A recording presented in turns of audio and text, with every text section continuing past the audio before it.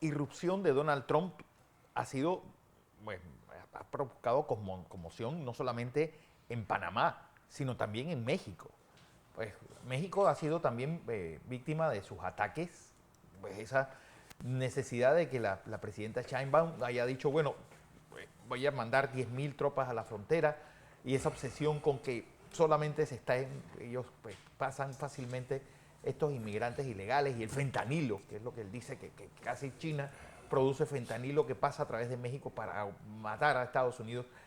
Pues son temas que la verdad, Sofía Carvajal, quien es política mexicana, me llama la atención por la poca contundencia que ha habido del ataque al sur del Río Grande. Es decir, los gobiernos latinoamericanos, pues primero fue contra Colombia, después contra Panamá, ha sido permanente contra México, y no ha habido un frente común ante estos ataques del presidente de Estados Unidos en su segunda semana al mando. Sofía, bienvenida a Panamá y buenos días. Hola, ¿cómo estás? Muchas gracias por la amabilidad de recibirnos en tu amplio auditorio. ¿Cómo estás? Buenos días. Bien, Sofía, el tema de Donald Trump, y supongo que nunca ha sido tan clara la frase de Porfirio Díaz, de tan lejos de Dios y tan cerca de Estados Unidos. Así es, mira, yo pienso que Donald Trump llega a convulsionar un poco, a preocupar mucho al mundo. Tiene una visión de colocar a Estados Unidos nuevamente como o reforzar este papel de una hegemonía mundial, de hacerlo un país verdaderamente que sea el que rija, el que dicte las leyes en el mundo.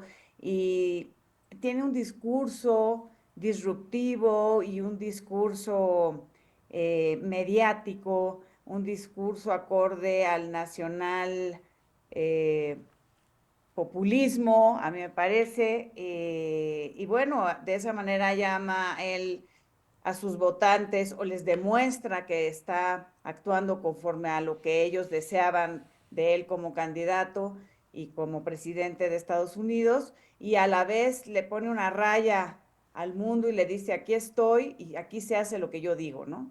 Ujú. ¿Cómo evalúas, Sofía? Buen día, saludos. ¿Cómo Buen evalúas? día. Porque ese discurso, básicamente, lo que hemos visto ya ayer, lo decíamos, se cumplían 2 semanas exactamente desde que está sentado en el puesto, y lo hemos visto actuar con discursos amenazantes, discurso de choque hacia la comunidad internacional, no así dándole respuesta a su propia comunidad. ¿Qué puede haber, y tú como política, analista política, detrás de todo lo que él hoy por hoy está presionando a naciones? Y no hemos visto una posición en firme de toda la comunidad internacional de estas amenazas que se están dando puntualmente hacia México, que están ustedes muy cerca de Estados Unidos, hacia Panamá con el canal de Panamá, hacia Canadá, también hace amenazas hacia España. No hemos visto una confrontación o un cerco por parte de todas las naciones frente a esas amenazas políticas, económicas y sociales que está en este momento desarrollando el señor Donald Trump. ¿Qué hay detrás de todo? Mira, lo que yo pienso es que se logra la intimidación de la comunidad internacional, ¿no? No es fácil crear un frente común cuando están en juego tantas riesgos Sí. en cada uno de los países de diferente manera, porque no en todos impacta de igual manera. Por ejemplo, Ujú. en México, ¿cómo es que nosotros nos hemos hecho muy vulnerables ante Donald Trump? Pues cuando nuestra calidad democrática está tan disminuida y tan lastimada, obviamente nosotros, al no tener instituciones fuertes, al no tener órganos autónomos, al no tener un equilibrio de poderes, pues en ese instante somos mucho más vulnerables a Donald Trump y será más fácil que tengamos que ceder a sus peticiones como ya lo hemos hecho. Y además en estos días que salió la noticia de que se había logrado acordar entre el gobierno de México y el gobierno de Donald Trump una tregua de un mes en la imposición de los aranceles, pues realmente no es que nos hayan concedido una tregua, Sí. es que realmente ellos están poniendo la pauta de cómo se deben hacer las cosas y seguimos nosotros como mexicanos sometidos a esta visión que él tenga de imponerse como él considere necesario para detener esta ola migratoria que verdaderamente en México no hemos sabido tener en este gobierno de Morena una política migratoria seria, integral, y tampoco hemos combatido al crimen organizado. Entonces también Pero, como gobierno de Morena damos el pretexto. pero Sofía, es decir, hace 30 años, 31 años, para ser más específico,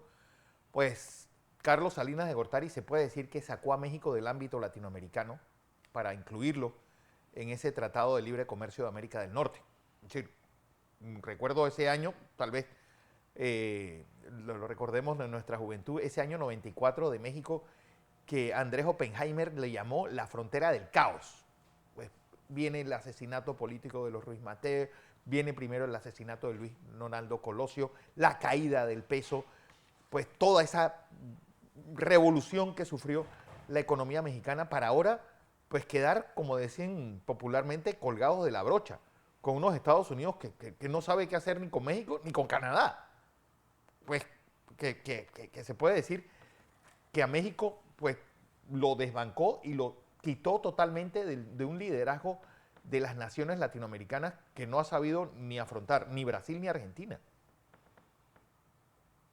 Así es, bueno, tenemos que tomar en cuenta que a nosotros en México nos afectan las decisiones económicas o los efectos económicos que se dan en Estados Unidos, siempre nos van a afectar de una manera potencialmente mucho mayor.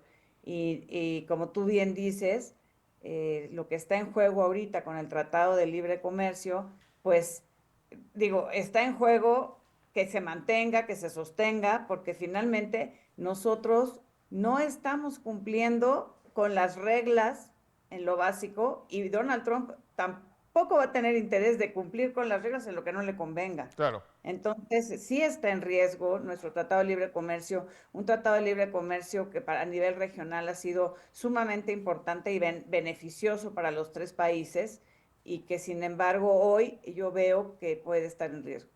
¿Cuál va a ser el principal reto de la actual presidenta de México, la señora Sheinbaum? Porque tomando en cuenta que también está recién en el puesto a nivel de México, frente a esas amenazas y frente también a los problemas internos que tiene el propio país.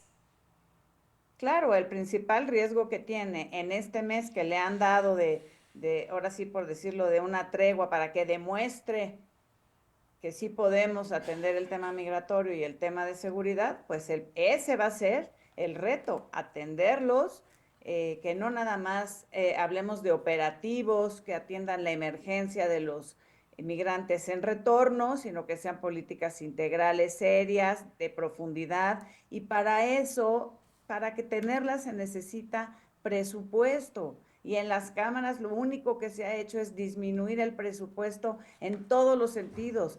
Se debería de estar dando presupuesto a los consulados para fortalecerlos, se debería de estar dando fortaleza a los órganos autónomos que se desaparecieron literalmente. Eso baja nuestra calidad democrática, se debería estar fortaleciendo el equilibrio de poderes y sin embargo hoy que es 5 de febrero, que es Día de la Constitución, que habrá una ceremonia oficial en donde se decide no invitar a la Corte, a uno de los tres poderes de la Unión, se decide no invitar a la Corte a la celebración de nuestra Constitución de 1917. Entonces, es verdaderamente lamentable y yo no sé de qué manera la presidenta piensa abordar estos retos si no actúa con independencia de Andrés Manuel López Obrador. ¿Y por qué pensamos que es un reto también actuar en independencia? Porque vemos que no puede remover a un Francisco Garduño que está en el Instituto Nacional de Migración, aun cuando hubo un incendio terrible en Ciudad Juárez, donde 41 migrantes perdieron la vida por una negligencia y un crimen de Estado espantoso, y sin embargo no lo ha podido remover, como no ha podido remover al gobernador de Sinaloa, donde el Estado está en un estado valga la redundancia, crítico, en un estado de inseguridad brutal, donde la gente no puede salir a la calle, donde los niños tienen miedo de ir a la escuela, las escuelas por periodos están cerradas. Entonces, donde no hay una vida normal, donde en Sinaloa hay un estado de guerra y finalmente la presidenta dice que ella no está para remover gobernadores. Entonces, ahí es donde se habla de que hay una complicidad. Te digo, damos el motivo para que se diga que hay una complicidad entre las autoridades y el crimen organizado. O sea, que se le complica aún más la situación, sí. Bueno. Muchísimo. Bueno. Sofía Carvajal, bueno, así andan las cosas en México y bueno, la gran incógnita es ¿qué más puede seguir? Ese envío de 10.000 tropas a la frontera son tropas que se necesitan en esa guerra contra el narcotráfico, en un estado como Sinaloa y en todo ese triángulo norte, ese triángulo de oro, perdón. En el Triángulo Dorado, claro, por supuesto, estás desviando a tropas que deberías tener ocupados en estos temas de seguridad, pero ahora los tienes atendiendo las aduanas, los tienes atendiendo los aeropuertos y los tienes deteniendo este problema en la frontera. Entonces desvías a tu personal militar de las funciones primordiales que ahora debería de tener, que es detener este tremendo embate del crimen organizado donde se ha hecho de mínimamente un 40% del territorio, donde hay control total en algunos municipios, en algunos estados, donde ponen y quitan autoridades, donde ponen y quitan administradores. Entonces, ¿en qué momento se salió del control esta situación en un país como México, que tiene todas las de estar próspero y de salir adelante? ¿En qué momento se salió del control?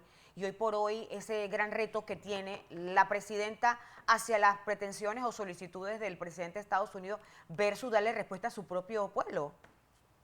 Pues se sale de control en el momento en que se deja de combatir el crimen organizado y se decide esta política de abrazos no balazos, donde tú le estás diciendo al crimen, no te voy a combatir de frente, no te preocupes, pero échame la mano en campañas políticas, pero échame la mano con dinero.